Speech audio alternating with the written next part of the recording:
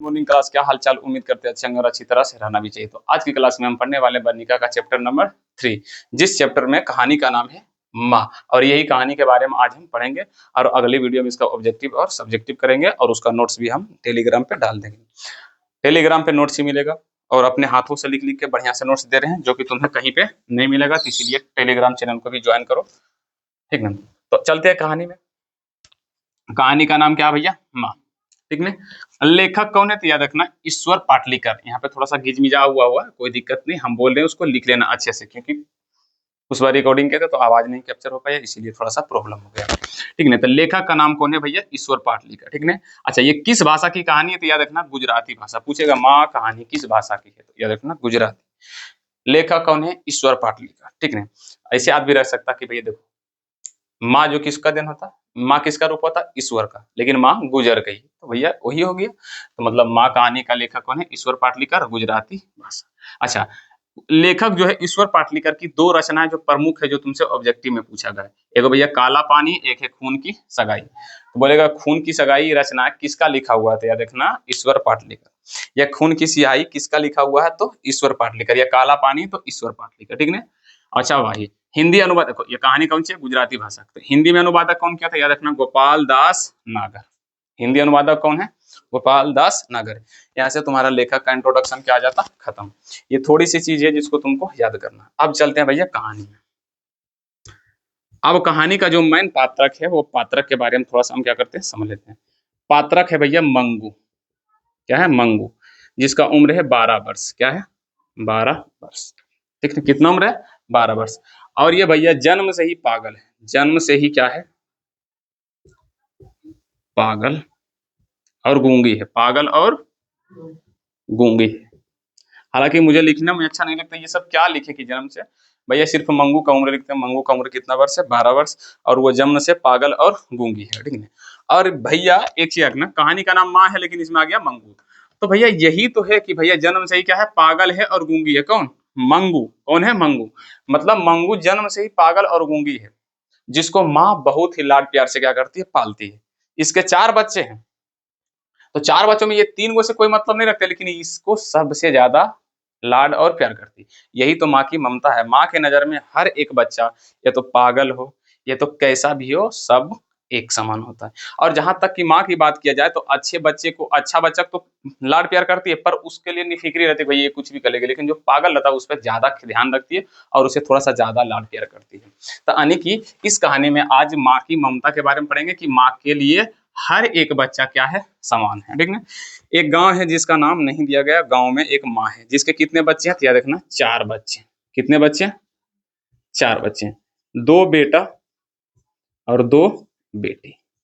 दोनों बेटी में से एक का नाम है कम्मू। क्या नाम है? कम्मू। और एक बेटा का नाम है मंगू, ठीक है ना। यही मंगू जिसका उम्र 12 वर्ष है, ठीक है। यानी कि माँ है जिसके 4 बच्चे, 2 बेटा और 2 बेटी। बड़ी बेटी का नाम कम्मू, छोटी बेटी का नाम मंगू, जिसका उम्र है 12 वर्ष, ठीक है। जो कि जन्म से ही क्या है? पागल और गूंगी है।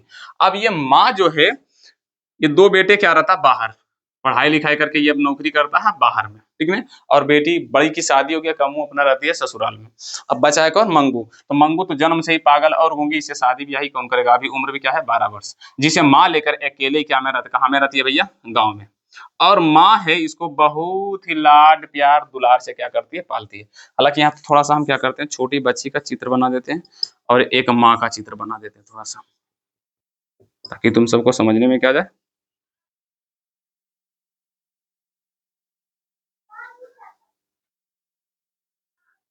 ठीक है, ये कौन है?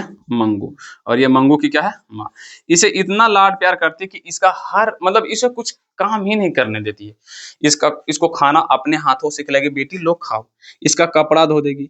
यहाँ तक कि ये टॉयलेट भी खुद से नहीं करती है, टॉयलेट भी जाकर माँ ही करवाती है। इतना लाड प्यार दुलार से पालती है। इसका खाना उना कौन खिलाती है? माँ।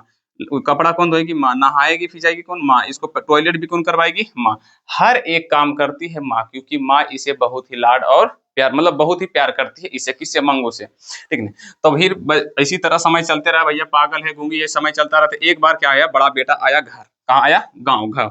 तो घर आया तो देखा कि भैया माँ औसी करती है इसे, और लाड प्यार करके माथे पर क्या करके रखी है? चढ़ा के। तो माँ को डांटती है, कहती माँ ये भले ही पागल और गूंगी पर बहरी तो नहीं है ना, इसको बोलो कुछ काम करने के लिए, जैसे कि अब खुद से नहाने के लिए, खुद से टॉयलेट करने के लिए, खुद से खाने के लिए, ये तो कम से कम बोलो। इसको सिखाओगी नहीं तो ये कैसे करेगी? पहले इसको सिखाओ। तो माँ बोलती है कि भैया हम अपनी बेटी को किसी तरह पाले, तुमको क्या दिक्कत है? सीधे बोलती है। बेटा बोला अब हम क्या बोलें, माँ को ही क्या बोले, कुछ नहीं बोल सकते हैं। इसीलिए वो बेटा फिर आराम से चला गया अपना बाहर। और गांव वाले भी बोलता था कि माँ इसे अस्पताल में क्या करवाओ, भर्ती, जिससे ये क्या आ जाएगी? ठीक हो जाएगी। पर माँ अस्पताल को किसके समान मानती थी? गौशाला। माँ कहती थी नहीं, अस्पताल मतलब गौशाला, जहाँ पर किसी मतलब पागल वगल का कोई वैल्यू नहीं, जहाँ तहाँ छोड़ देता है, जैसे तैसे रहने देता है। इसीलिए हम अपना बेटी को अस्पताल में भर्ती नहीं कराएंगे। क्यों? तो यहाँ सब्जेक्टिव में पूछेगा, माँ अस्पताल को किसके समान मानती थी? तो गौशाला के समय समान मानती थी। ऑब्जेक्टिव में माना है। माँ की बेटी का नाम क्या है भैया? मंगू और कम्मू। तो बोलेगी छोटी का कौन है? तो याद रखना, ठीक है। समय इसी तरह से बीता, किसी के बात ही नहीं मानती, ना तो बेटा का ना तो गाँव का। समय बीतता गया तो गाँव की एक लड़की जिसका नाम था कुसुम, क्या था? कुसुम। वो भी क्या हो गई? पागल। और ये इतना पागल हो गई कि इसे बांध कर रखना पड़ता था। तो माँ पूरा खुश है। माँ क्या है? खुश है कि चलो भैया अब गांव में 2 पागल हो गई, मेरी बेटी तो कम ही पागल है, इसे बांध कर थोड़ी ना रखते हैं, इसको आराम से हम इसका सब काम ही नहीं करते हैं, बाकी बात तो सब अपने से रहती है। पर ये तो भैया इसको बांध कर रखना पड़ता, नहीं बांध कर रखते किसी को नकोच देती, किसी को मार देती, किसी को कुछ भी कर देती है। तो भाई माँ पूरा खुश है, संतुष्टि है माँ थोड़ा सा, और अच्छा लगा माँ को। 1 मिनट रुक जाओ, 1 मिनट रुक जाओ, समझ में आया? तो फिर हुआ कि फिर कुसुम को भेज दिया गया हॉस्पिटल। कहाँ? हॉस्पिटल। हॉस्पिटल गया कि तो ये 3 महीने के बाद क्या होकर आई? ठीक। ये ठीक होकर घर आ गई। तो जब ठीक होकर घर आ गई तो पूरा गांव में चर्चा हो गई भैया कि कुसुम जो है वो ठीक होगा। तो माँ को भी पता चला कि भैया ठीक हो गई। तो फिर सभी गांव वाला माँ को भी बोलने लगे, देखो जिस तरह से कुसुम ठीक हो गई उसी तरह से मंगू भी क्या हो जाएगी? ठीक। इसीलिए क्या करो, इसे अस्पताल में यानी कि हॉस्पिटल में ले जाओ, भर्ती करो। लेकिन माँ अब भी मानने के लिए तैयार नहीं हुई। तो फिर माँ जाकर किसे मिली? कुसुम से। और कुसुम से बोली, बोली बेटी वहां पर किस तरह से ख्याल रखा जाता था? बोली कि माँ जी आप टेंशन मतलब थोड़ा सा भी चिंता मत कीजिए, वहां पर एकदम बच्चे की तरह सबको पाला मतलब रखा जाता। बोलती खाना कौन खिलाता? तो बोलती थी नर्स, मैंने कि डॉक्टर, वहीं पे रहने वाली स्टाफ। बोलती थी कपड़ा कौन देता? तो स्टाफ। और तुमको मतलब और जितना भी काम है जैसे कि सुलाना, खिलाना, पिलाना, कपड़े धोना, ये सब काम कौन करता था? तो याद रखना स्टाफ। वहाँ पे कौन करता था? स्टाफ। बोले यहाँ पर सब सुविधा है, करने के लिए सब है। तो इसीलिए थोड़ा सा माँ का भी मन डोला और सोची कि अच्छा एक बार ट्राई करते हैं मंगू को अस्पताल में भर्ती कराने के लिए। तो इसीलिए माँ माँ पत्र लिखी। क्या लिखी? पत्र। किसे? बड़े बेटे को। बड़े बेटे को पत्र लिख करके क्या की? इसको बुलाई कि भैया आओ मंगू को अस्पताल में। तो बड़ा बेटा खुशी हो से आया भैया कि चलो भैया माँ तो कम से कम मान गई। आया, उसे ले गया कहाँ पे? हॉस्पिटल। अब हॉस्पिटल पूछेगा किस क्या से गई थी? रखना बैलगाड़ी से। बैलगाड़ी से स्टेशन। कौन स्टेशन? रेलवे स्टेशन, ठीक ना। फिर स्टेशन से हॉस्पिटल, ठीक ना। तो बोलेगा कि यहाँ से स्टेशन किससे गई थी? बैलगाड़ी से। कौन? अब जब स्टेशन गई थी, फिर ट्रेन में जब स्टेशन गई तो अब कोर्स ट्रेन में बैठेगी। तो ट्रेन में बैठा देखता नहीं, ट्रेन के डिब्बा में बहुत सारा अटर पटर बोलते रहता। तो उसी तरह से मतलब जेंट्स मिला था, मर्दाना मतलब मर्द मिला था, मेल। जो पूछा कि भैया क्या ये पागल है, लड़की क्या पागल है? तो लड़की के बड़ा भाई यानी कि माँ की बड़का बेटा यानी कि मंगू के बड़का भाई बोला हाँ पागल है। बोला तो इसे कहाँ ले जा रहे हो? तो बोला कि हॉस्पिटल सही इलाज करवाने। तो फिर वो मर्दनवा बोला कि भैया इसकी माँ नहीं है देख रेख करने के लिए, हॉस्पिटल भेजा रहे हो। हॉस्पिटल में तो मतलब मतलब इसका मृत्यु तय है, मतलब वहां पर सही से ख्याल वाल नहीं रखा जाता है। बोला कैसे? तो फिर बोला कि वहां पे एक महिला गई थी जो लगभग 4 साल से वही है, पड़ी हुई है, ठीक ही नहीं हो रही है, उसका बाल बच्चा भी लाने के लिए जा ही नहीं रहा, वहां पर कोई उसका वैल्यू नहीं, कभी इधर जाती है कभी उधर जाती है, इसीलिए उड़कते रहती है। तो फिर माँ को और ज्यादा सोचने मतलब टेंशन और ज्यादा चिंता, क्या हो गया? चिंता। अगर बेटा नहीं रहता तो उसको वापस लेकर चलाती वहां से भी, लेकिन बेटा के डर से नहीं लाई कि अगर बेटा लेके चलाएंगे फिर बेटा बोलेगा कि बुलाई थी हमको क्यों। तो इसीलिए जबरदस्ती मन को मार के कसोट के उसको ले गई अस्पताल। जब अब पहुंची कहाँ, अस्पताल, थोड़ा सा हम क्या कर लेते हैं, अस्पताल यहाँ पे बना लेते हैं ताकि समझने में क्या आ जाए। हॉस्पिटल, ये क्या है, हॉस्पिटल।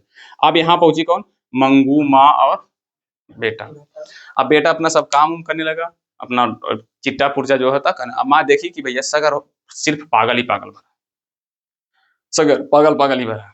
तो एक पागल थी लेडीज जो अपने पति से करी थी, देखो मेरा बाल नहीं धोई, लेकिन देखा तो माँ देखी तो बाल तो धोया हुआ था।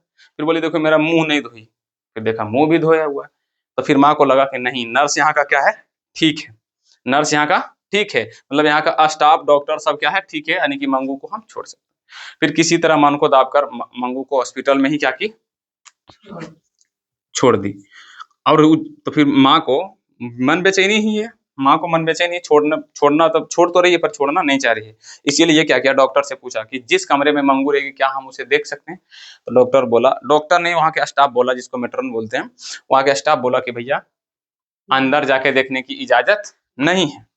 फिर बोली ठीक है नहीं देखने दीजिए, लेकिन क्या मतलब इसका ख्याल रखेगा। बोला टेंशन मत लीजिए माँ जी, चिंता मत कीजिए माँ जी, हम आपके बच्चे को आपसे भी ज्यादा लाड प्यार करके रखेंगे। आप सब समझिए कि हम आपके क्या है, बेटे हैं, और मंगू के हम बड़ा भाई हैं, उस तरह से हम क्या करेंगे, ख्याल रखेंगे। बोले ठीक है, तो बहुत अच्छा है, तो रखिएगा, लेकिन मंगू जो है वो अपने से खाना नहीं खाती है। तो डॉक्टर बोला हम खिलाएंगे अपने हाथों से। बोले कि वो खुद से नहीं नहाती, बोली हम नहाएंगे। खुद से टॉयलेट नहीं जाती, हम करवाएंगे। बोलती वो अंधेरे में मतलब कम लाइट जलाकर नहीं सोती, अंधेरे में सोती है। बोले टेंशन मत लीजिए माँ जी, सभी पागल को यहाँ पर नींद की गोली दी जाती है जिसके कारण आराम से वो सो जाए। बोले चलो भैया ठीक है। उसके बाद ये सब कहानी हो गया। अब माँ लौटी कहाँ, घर। कहाँ घर, कितना बजे आई, 11:45 यानी कि 10:45, यानी कि 11:45 बजे ये आ गई घर। जब ये घर पहुंची, ध्यान से सुन, जब ये घर पहुंची तो इसको एक चीज याद आया। क्या याद आया, ये डॉक्टर को बताना ही भूल गई थी कि मेरी बेटी खटिया पे सोती, मतलब चारपाई पे, जमीन पे उसको नींद ही नहीं आता। ये बोलना ही भूल गई थी कि हमारे बेटी को जमीन पे नहीं सुलाइएगा, चारपाई पे, ये बोलना भूल गई थी। अब वो रात को इसी तरह सोचते रही, अब किस तरह से रखेगी मेरी बेटी को, कैसा हाल होगा, क्या होगा, कहाँ सुलाएगी नहीं सुलाएगी, इसी तरह सोचते सोचते सोचते सोचते सोचते माँ भी मंगू के श्रेणी में मिल गई, यानी कि माँ भी पागल हो गई। माँ भी पागल हो गई, सुबह पूरा रोने लगी और मंगू मंगू चिल्लाने लगी। बड़ा बेटा जब घर से बाहर निकल के देखा तो माँ भी पागल हो गई, यानी कि माँ भी मंगू के श्रेणी में मिल गई, सोच सोच के चिंता से, ठीक है। लेकिन अब पूछेगा मंगू का इलाज हुआ, तो आंसर है नहीं, क्योंकि वो जन्म से ही पागल था, उसका कोई इलाज नहीं हुआ, ठीक है। तो यही कहानी था और यही माँ की ममता था। और कल की अगले वीडियो में हम इसका ऑब्जेक्टिव और सब्जेक्टिव करेंगे।